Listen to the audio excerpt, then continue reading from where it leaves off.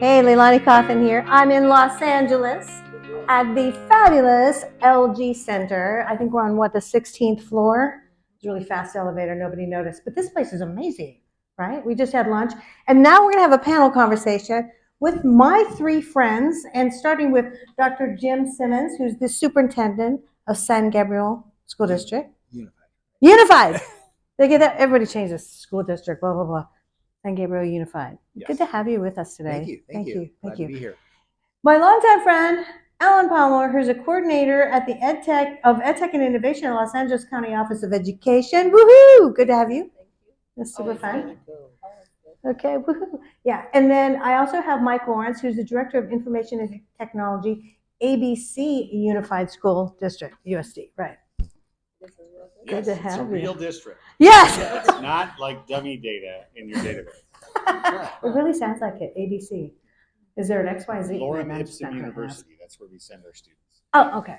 Yeah, I guess it's all right then. Okay, so we're going to ask the first fearful question, which is, what are you proud of right now? We're in the middle of a lot of change, right, people? Like, we talked about a lot of change. Like, we're going to be serious now about human intelligence elevation. AI is everywhere. It's creeping in every nook and cranny. The robots are about to take over. What are you most proud of?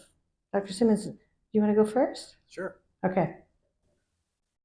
Well, I'm proud of this morning. Our district came and shared about our portrait of a graduate, which has guided so much of our work through our entire district, and starting with the students who helped us build it. And it really just guides everything we do. And through that, we've also been working on human-centered leadership, and this is our second year with that. And I'm proud of the work we've been doing with AI in our district, but I feel like this morning I got a vision into the future from Leilani, and it just really, I told her she blew my mind. So. Sorry about that. Sorry. No, thank you. Yeah. I think for us at Los Angeles County Office, I think what I'm most proud about is the fact that you have such a small but mighty team that has come together for EdTech and Innovation. We're a newly rebranded unit, and all of us are brand new to LACO, and we've already, hit the ground running, but been able to really offer that ongoing support that our districts need quickly. Awesome. I can attest to that. There's great support to our district. So Yeah. I'm proud of our staff. Our teachers are so resilient with everything you just described and more, hitting them all at once, following a multi-year pandemic, that they've got the resilience to continue showing up and cheering on our students and giving them the resources they need. And the students themselves, I would add that to them as well. They're consistently adapting. It's amazing to watch how our students can respond to a changing circumstance and roll with it and continue to grow and develop. So that's what I'm proud of in this moment. That's great. Okay, good.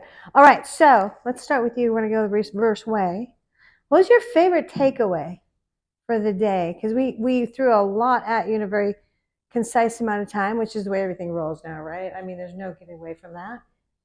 So, favorite takeaways from today?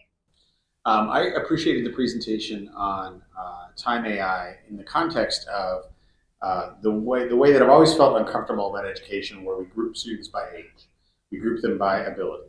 And what about the student who's really far ahead in algebra, but do they have to wait an extra 6 months before they can move forward? Why can't we provide a solution and an environment where they can continue to move forward, even if it means that they're now with students a year older than them? So if we could break away from this addiction to seat time, and that's something that I've been passionate about for 20 plus years, but what I saw today was a path forward, leveraging AI to help us solve those complex problems. A lot of it is logistical and space-based, but AI can really enhance the technological pieces that we've been building for the last 20 odd years in terms of blended online, all the pieces that were already there. But we have to, the last piece I feel we need to fit into this is policy, and make sure that, at least in California, we have a very restrictive policy around how you can count students getting credit for work. And it's very onerous to shift away from that. And we saw that in the world of online and blended learning. We ran against it with legislation, with policy, and it was a very difficult hurdle.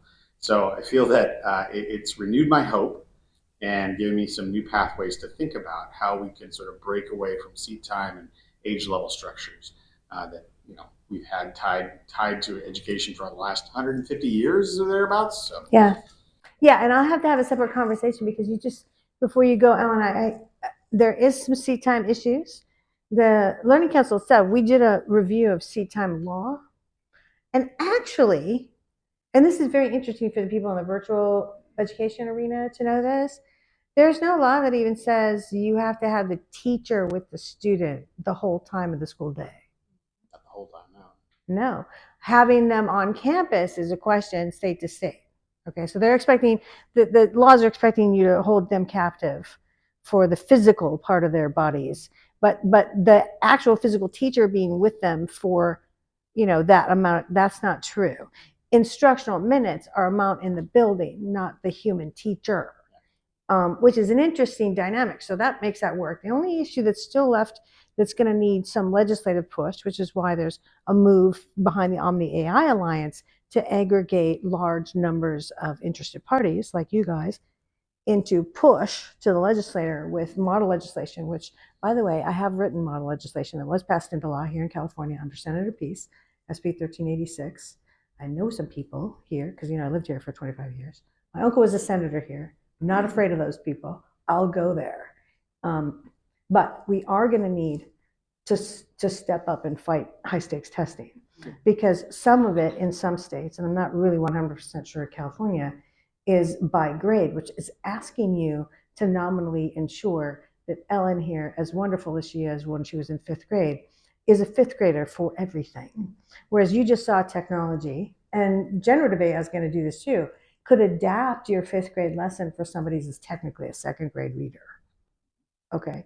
You're not allowed to be a 2nd grade reader when you're 5th grade, even though you are that, right? Like, how ridiculous is this? Is this stupid or, like what? So that's the only thing, because you should be able to move that Overton window of testing. 5th grader in math, 7th grade in language. Why are we testing you just for 5th grade when you're ahead or you're behind? This is dumb and wrong. So that should be easy legislation to get pushed. It's just a matter of having enough pilot to prove conceptually so that, so baby stepping it through. Anyway, so you get the idea. Okay, so Ellen, you go, darling. I think the greatest takeaway that I have right now is seeing AI as an infrastructure rather than a tool. Ooh. And I was talking to Drew about this just briefly. If you think about AI as an infrastructure instead of a tool, Yeah. Especially when looking at it from professional learning, like if you look at AI as a tool, you're picking it up and down, right? Tool, right?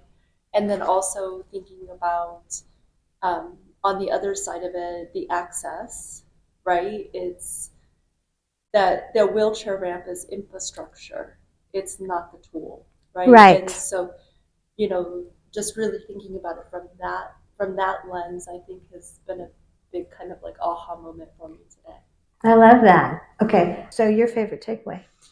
Yeah, my biggest takeaway was we've been looking at a site in our district. So many districts around us have been closing, and hearing your presentation on using AI as an infrastructure, looking at the possibilities for what we could do with that site. I mean, I think you really opened my eyes of what that learning space would look like, what the instruction would look like. So you got my wheels turning, and that was just a huge takeaway for me. So thank you. Good. Yeah. Yeah, I love it too. So can I just say a few more things about that? Sure. So the audience hears what this is. There's a lot of superintendents right now thinking they have to close schools because they're running 4 million behind, 6 million behind. They don't have enough teachers on these hinter regions, and they're going to have to close buildings. It's a very sad moment for them and for the families. But now you have AI as a technology, and I'll call it the Uberization type of AI. It's not the same thing. It's using time and logistics. It's not the same thing as language AI. You don't have to close those buildings. You could just use part of them and sell the rest back of like your local gym space and your community space and your old folks coming in to play bingo and blah, blah, blah, blah, blah, whatever. I mean, a lot of places, New York has done this. I could give you 12 stories about Chicago doing this, right? Selling their buildings back to the city or county to rent out or whatever, or selling it yourself. And California's already had a history of using retail space. We know because we lived up in Sacramento. for science labs and things like that. But being able to put couches in the couple rooms you still have in that school building, and then run logistical AI to float teachers out once a week, and then otherwise have students attending as they're coordinated via the AI for a moment online with the other kids who are in the central building, but then sometimes those other kids in the central building, they're virtual because the teacher's out at your location. This is a beautiful vision, right? It still uses humans. And I think what we've all been fighting, even in the generative AI arena, we've been fighting, oh my gosh, there's not going to be humans. We've been really worried about Mike, you were never worried about it. You're giving the big shrugged shoulders. Yeah, and I was never worried about that. Okay, so a lot of people have been, just so you know, the fear mongering has been really neck deep. But now we have technology coming just for us in education, which is essentially saying, no, the fight stops here, and we're going to be human, and we're going to be human like you never saw before, right? Mm-hmm. Okay, so the final thing I want to say on this is what do we see from your view for the future? And this time we're going Dr. Symonds first. What do you see? I don't know, after your presentation, it really did open my eyes, because I've always, we look at AI and that question was, okay, how are we going to really build this in? How's it going to be that infrastructure? What's that vision for the future look like? And you described it today. So thank you for opening my eyes, because I feel like I really have a vision for what it is. It's just a school that looks completely different, instruction that looks completely different for the kids, where they've got that autonomy. And ultimately for us, it supports all those competencies of our portrait of a graduate. Yeah. Oh, yeah. And your portrait of a graduate was brilliant. Love it. You guys are going to love the earlier video on these guys. All right, Ellen. Okay. I think for me, what I would love to see for our students, all of them, is in the core classes, not in the extracurricular, not in the extended days, but kids getting the opportunity to do real world work in classrooms, having the agency, solving problems that matter to them, and getting the opportunity to grow their skills within the content that they care about. I think too often, we give them content that they're like, yeah, okay, this story's all right. But it's like, there's certain subjects that we don't have to narrow, right? You don't have to read that novel to get those skills and understanding that we're trying to grow in them. So I think just giving students that autonomy. And I was talking to my boss the other day, and he was saying, instead of putting the personalization on the teacher, eventually we envision that it's the kids personalizing. Like, I think back to my physics teacher who said, Ellen, you should drop this class because you're going to fail it, right? Oh, no. And it's like, if I had AI, I could have said, you know what? I can go ahead and personalize this and say, oh, I'm going to put physics to volleyball because I know volleyball. And now I can grasp those concepts, and I've personalized it rather than it's the put it on the teachers. So. Okay, so you're on the volleyball team? I was. Me too, I was a setter. Middle blocker. Yeah, you can tell because I'm only 5 feet tall. I had to be a setter. There was really no other option for me, but I can see with you. Awesome. Go girl. Okay, Mike. So I love those answers, and it helped me refine my answer as well. So I appreciate going last. I would say ubiquity, the idea that technology, we've already seen it sort of spread, but I think we're at a point where it's going to be ubiquitous. I think we've got wearable technologies that are starting to roll in, and it will allow for that personalization that you were talking about, enhanced by AI, the idea that every student can have an Aristotle level tutor available to them. That I think is where we're going, and I think that to circle back to a point you made earlier, that with the rise of AI, it's going to increase the value of the things that make us uniquely human, right. And we as educators, I think, can nurture and cultivate that. We were talking earlier at a table about how the ability to leverage AI could force students to rise up in their critical thinking skills, because now they've got a whole essay that they could work with. One of my first responses to generative AI, in fact, as I was a former English teacher, was, okay, how would I use it if I were in the classroom? Well, instead of giving the students the prompt for the essay, on Mary Shelley's Frankenstein to answer and write an essay, I would give it to them to give to AI and have AI write the essay, and then have the students sit down and say, okay, this wasn't a great example. I would have used this, or this is, and then evaluate it and give it a grade. This is an A- essay, Mr. Lawrence, and I think it's an A- because of this, or this is a C+ essay, and here's how I would have improved it.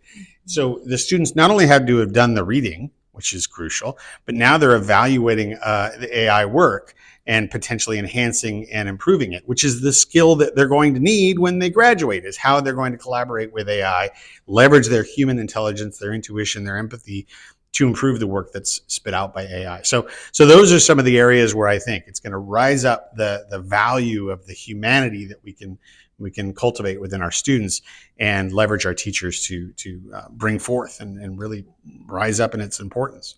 I love this vision. I just saw AI as like a coworker. Like, I'm going to start naming it now. It's going to be Agnes or Fred. I work with someone whose first name is Chad, and so we refer to him as Chad GPT sometimes. Isn't that one of those movies? Hi, Chad. Okay, well, we only have a minute left. I just really want to say this has been awesome to be here with you guys. Everyone here today was just amazing people and spouting off the best comments of all. So thank you for the vision of what you see in the future. I think this is going to be great. Can't wait to share it with the whole Learning Council audience. Let's give them all a big round of applause. Dan, Ellen, Mike. Thank you. Thank you. Woo!